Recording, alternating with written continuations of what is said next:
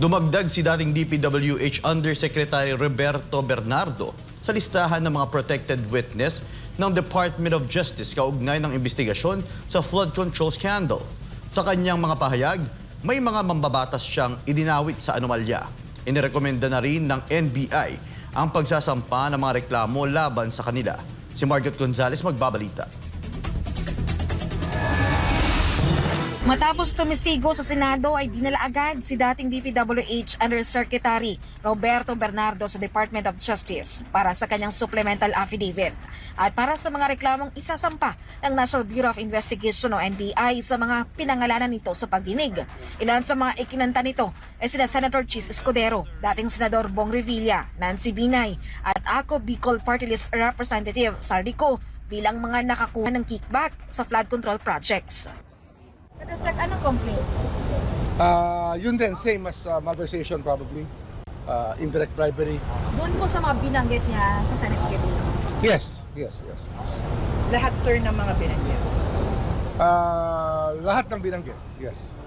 Si Saldico na kasalukuyang nasa labas ng Pilipinas, tinatrack na raw ng Department of Justice. Ayon kay Justice Secretary Rimulya, nasa lookout bulletin na ang kongresista.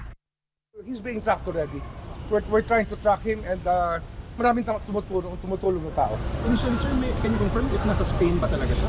Well, there's a boarding pass. Boarding pass ba yun? Or there were flight details sent to us, but we have to validate.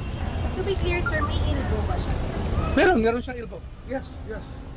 Samantala, bibigyan na rin si Bernardo ng proteksyon kasunod ng kanyang mga revelasyon. Ito ang pinakabagong naisama sa listahan bilang protected witness ng DOJ sa investigasyon laban sa anomalya sa flood control. Nauna sa listahan ang mag-asawang Diskaya at 3 iba pang dating DPWH official na sina Henry Alcantara, Bryce Hernandez at JP Mercado. Sila ay kasalukuyang may professional acceptance lang sa Witness Protection Program. Pero paglilinaw ng DOJ, hindi pa sila lusot sa pananagutan sa kanilang naging bahagi sa flood control scandal sa ilalim ng kanilang status bilang protected witness. Ang tanging saklaw lang nito ay ang pagbibigay sa kanila ng escort at seguridad. Provisional means they're not at stake witnesses if there will be. But it's our duty to protect them because witnesses who will testify in a criminal prosecution for the government against the persons who violated the law need protection. And they ask us for help, they wrote us letters, at least we can offer physical protection. Kapag ang mga ito ay hindi tuluyang nag-qualify bilang state witness, sinasabi nga namin, pag nagsabi ka ng totoo at ikaw naman ay hindi na nakuha state witness, at least pwede ka mag-plea bargain, you can reduce the gravity of the penalties that can be imposed on you by showing good faith.